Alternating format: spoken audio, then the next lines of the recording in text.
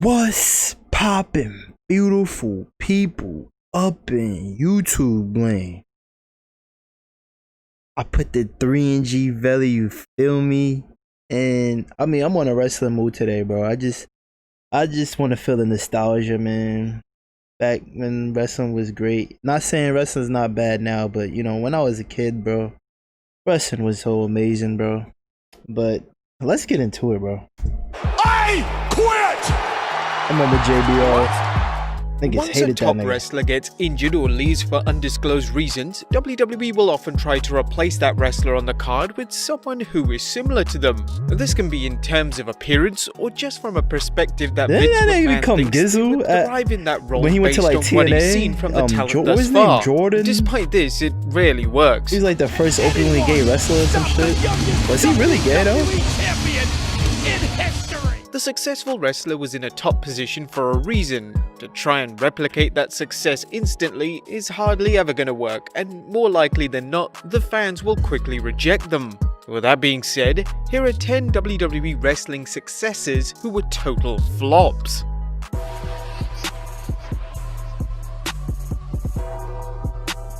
Hey, better chill out. They not part of WWE, bro. Them niggas be ready to copyright niggas, bro. Be sure to subscribe and hit that notification bell for daily wrestling videos. See, I'm learning these copyrights, bro. Ever call me Cody again. Stardust. Number 1, Tom Mcgee as the next Hulk Hogan. What is it? Supposed to be Hulk Hogan? In 1986, during the WWE television tapings, Bret Hart faced newcomer Tom Mcgee. On the surface, this seems like no big deal, as top talent working with enhancement talent was quite common around this time. However, as Mcgee was wrestling Hart made Mcgee look that good that once they got backstage, Vince McMahon thought he found the second coming of Hulk Hogan in Tom Mcgee, clearly not realizing that Hart was the one who made the match as good as it was. Yeah, bro, that's one thing about wrestling, bro. You two on the same level, bro. Like, y'all working together perfectly. You can put off a good match. However, Mcgee had a great look, which is what McMahon based his top guys from that at the time, but it was very naive of him not to work out. Yeah, I'm so happy he doesn't do that anymore, bro. Like, it's like, bro, just because a nigga look good, mad Aki, bro, doesn't mean that nigga be the nicest nigga. Bro, but it was Hart that carried Mcgee people to an that skinny ass shit shots now, bro. And that's how it's supposed to be. That's what CM Punk was fighting for. That's why he was sitting and doing all that. This was then apparent as soon as Mcgee began to wrestle wrestlers not on the level of Hart, Vince soon realized that he was nothing special. In an ironic twist of fate, almost 7 years later, Vince would actually pick Bret Hart as the guy to replace Hogan and carry the WWE into the future. Yeah, he had a lot of decades to learn, 2, bro. The Great Khali as the next Big Show. I remember this too. I thought he was about to be... The Big Show was one of the largest and probably one of the most underrated WWE wrestlers ever. Despite being tall and 500 pounds, he's incredibly versatile as a performer and can work with anyone from The Undertaker to Rey Mysterio. He gonna caught him in mid-air, bro. Therefore, when WWE debuted the 7-foot-tall Great Khali in 2006, fans quickly realized that WWE were trying to replace the Big Show, who would leave the company just 6 months after Khali's debut. What the hell are you kidding me? I can't believe this. What the? He was Khali too was given slow, the word that like, upon his debut, he would beat The Undertaker clean on pay-per-view and would even go on to he win was the... just mad. I know you. He talking in his language. He was acting too, wasn't he? But he was in The Longest Yard, I think. Matches, whether it was The Undertaker, Batista, or even John Cena, the matches were truly horrible. The man could barely walk, never mind having a match fitting for 2007 WWE. It took a while for WWE to realize that Khali wasn't the next Big Show, and he would soon turn into a comedy character for the rest of his WWE career. Yeah, I know it was over that they started using him as 3, comedy, bro. Sin Cara as the next Rey Mysterio. I'm not gonna hold you. I thought Sin Cara was gonna be the next best thing, bro. Word to everything, bro. I was like, yo, this thing about it. Every time I see a new masked wrestler, bro, I always think they're gonna be real. Like, he just, Mystico was a huge talent his in mask Mexico, was fire and it was too. a massive deal when WWE signed him back in 2011. They even had a press conference for his signing, so it was clear that WWE had big plans for him. Mystico would wrestle as Sin Cara and would make his WWE debut in April 2011 and would begin to wrestle under a weird blue light, similar to that seen in the Fiend's matches recently. Thank God. Oh, that made it scary though. It was kind of funny. Owing to his lucha libre background, WWE would pair him with smaller talents such as Chavo Guerrero and Primo, but despite this, the matches never clicked. Get this guy. They were full of bloopers and fans never connected with them. Saw that Rey and Sin Cara are here for a long run. It's funny because this dude right here in the middle, he's not that tall. So the fact that these niggas is shorter than him, bro, it's bad. But look, Randy Orton is what, 6'3", 6'4"? It's so funny, bro. They all look like little kids compared to him. The WWE saw Sin Cara as the next Rey Mysterio, one who obviously wore a mask and was very agile and acrobatic around the ring. They about to all take their mask off, though. I was hearing about something like them going on strike with their masks. Result in Rey Mysterio passing the proverbial I gotta do more research on that. But it never worked and never happened. Sin Cara wasn't always the best person to work with, as a mixture of suspensions, injuries and bad attitude led to WWE thinking that he was a bad fit for the company and would ultimately be released in 2014. The Sin Cara character would be played by Hunico moving forward. Number 4. Ryback. I did not know that they switched the character. How you done switch the character? Like, As the next wrestling and Goldberg. shit. Oh yeah, bro. I heard CM Punk was talking shit about it. He's like, yo, he almost, like, he used to, like, literally, like, miss cues and shit and, like, was really fucking niggas up, bro. Like, I would not want to have wrestle this nigga, bro. In 2012, WWE debuted the Ryback character. Ryback had previously had a run as part of the original Nexus as Skip Sheffield, but never really stood out from the pack. The idea behind the Ryback character was that he was a human Terminator and would have extremely quick matches. On paper, this sounds exactly like WCW's idea for Goldberg during the 90s, and on television, it was the exact same.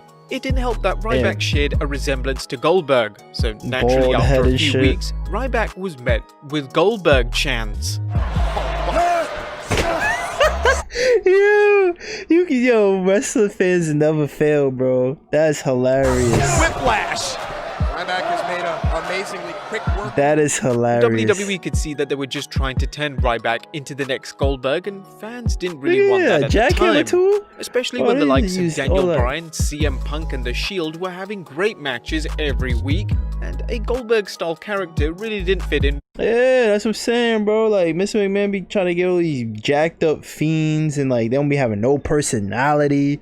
Meanwhile, you got the young, hot, the audience wanted skinny at the time. nigga, bro. Like, they finally giving these lean niggas shots, as bro. He would win the Intercontinental Championship and even feud with John Cena for the title. But he was clearly not the next Goldberg.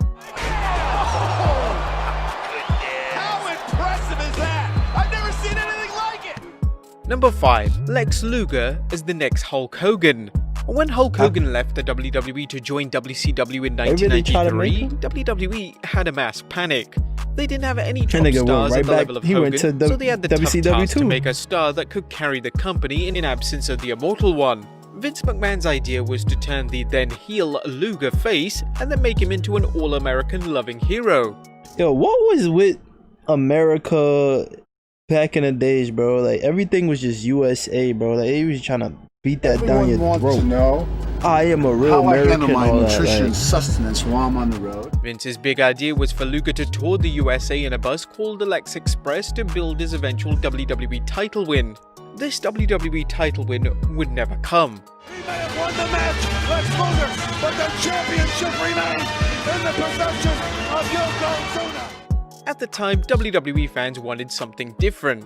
Gone were the days of wanting a muscularly all-American loving hero. Yeah, instead they wanted Bret Hart to be the face of the company, as he had really managed to resonate with the audience. It took Vince a while to come around to the idea that Luger wasn't the next Hogan and that he needed to go in a new direction. It took over a year for him to realize this, but once he did and he positioned Hart as the top guy. My thing is, like, now being that, like, wrestling is evolved so much now, like, when you see these wrestlers now, like they emulate these old wrestlers, but now you can't make them the next person. Like somebody, like I said, the Fiend, Bray Wyatt. He's taking a little bit of all the people. You can see Undertaker, Mick Foley, like just taking aspects of that and making him. Like you can't just emulate somebody, just make that person. Like, come on, bro. That's like remember when 22 Savage came out, bro. Come Mason on. Ryan as the next Batista. In January 2011, I'll get that nigga by the pack. I do not remember this nigga at all. Raw. Who is this? Could have had a better debut as he interfered in a match between John Cena and CM Punk. Attacking Cena. Oh my What the hell is this? Which led Fake to ass Ryan joining the Batista. new Nexus stable. Mason Ryan looks so much like Batista that fans in the arena and at home initially thought that Batista had made a return. Sadly, it wasn't Batista, it was just the looks of Ryan that made it clear that WWE were trying to make him the next animal. This monster of a man came. His booking was extremely strong and he was put under the wing of CM Punk, just like Batista was put under Triple H's wing years earlier in Evolution. Sadly, Ryan had no charisma and his wrestling ability was average at best, meaning fans, despite CM Punk being there, just didn't care about him. WWE even turned him into a monster babyface at one What's everything too that they was about to replace Batista from Evolution.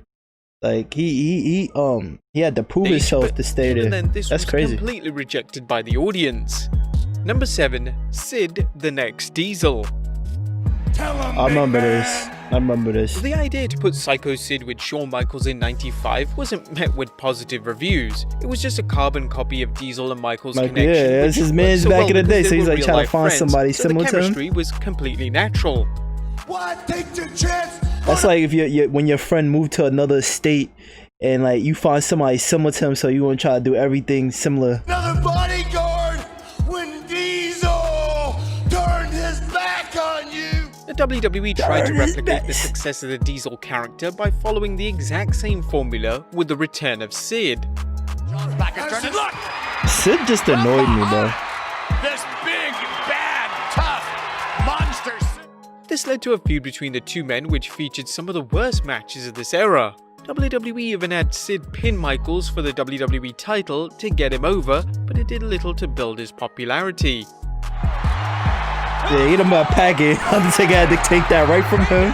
Following Sid losing to The Undertaker at Yeah, WrestleMania get him 13 packing in the up main outta event, here. Sid would only make a few more appearances in WWE before heading over to WCW WCW. once again. Number 8, Mordecai as the next Undertaker. We know very What? Who the fuck is this? I do not remember you, boy. You gotta get a packet. Get it up out of here. little, if anything at all, about Mordecai. In 2004, WWE fuck is debuted this? the Mordecai character. He would dress in all white and would make his mission to rid the world of sin. For I have damned them to Do any of y'all remember this nigga, bro? I do not remember him at all. The moment he debuted, people compared him to The Undertaker as he was in essence the anti-Undertaker. He was the angel to The Undertaker's Grim Reaper. Fans were hoping it would lead to a feud between the two, which was indeed planned at one stage, but it was cancelled.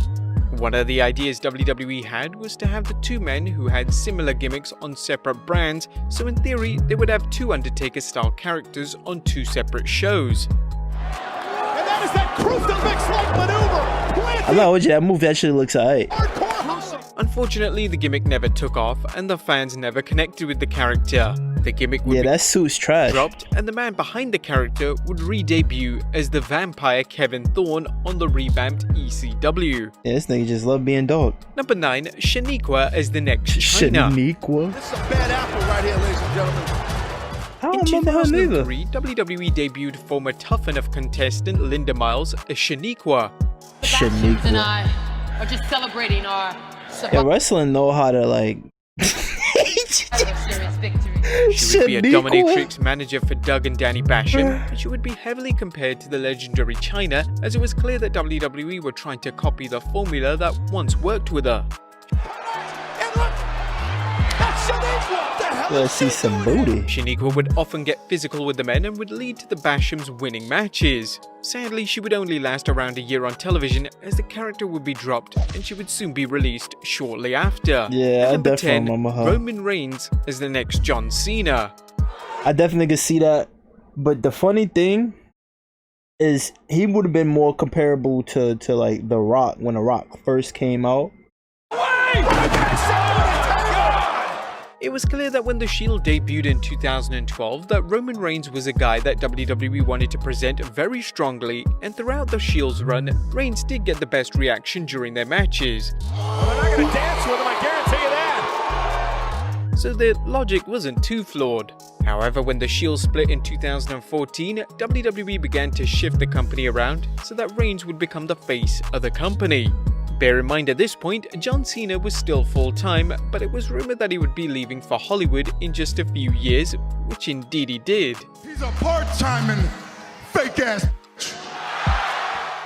The problem with Reigns was that his One thing with Reigns, I mean, he got better with this, but it's just his talking, bro. Like, it just be mad boring. Like, he's a phenomenal wrestler. I'm not taking anything from him, bro. It's just, bro, like, he just need to go to his cousin real quick. Oh, but both of his cousins actually, cause the Usos is his cousins too, bro. They alright too. I mean, nobody's on the Rock status, but they need to just every week meet up with the Rock and then just take some lessons from him, bro. character as a babyface came across as completely disingenuous. The fans could tell he wasn't being himself, and they completely rejected yeah, when he it. first It looks like became single, some tater tots. The Royal Rumble 2015 featured This was Reigns winning the cringy, match bro. and then embracing The Rock, and even fans saw through this and heavily booed both men. I mean, that was his cousin, so This like, would that's just continue showing through love. countless matches and even ruined several WrestleMania I don't main give a fuck any of events. the fans. Now My granted, this cousin wasn't just Reigns' won the fault, chip. as it was You just go the man there with him. WWE were too Especially stubborn I was to at tweak the his biggest thing in character that- to in fit that. in with what the audience wanted. That's the way you really feel. So you can't take any wrestling fans don't Since Cena see has through gone to everything. Hollywood, he has certainly become the face of the company, and whilst it was tough at first for him to connect, in recent times WWE have allowed him to express his true self on WWE television, which has made the connection with the audience a lot better. But there you have it, guys. I'm not gonna hold you. He did get better, bro, but I think it's still room for improvement. I definitely think still room for improvement because like he is the best wrestler out right now. Like somebody like Seth Rollins, like I said, bro, like him as a heel, top five. When he's a babyface, trash. But it's your boy G and I'm up out of here. Peace.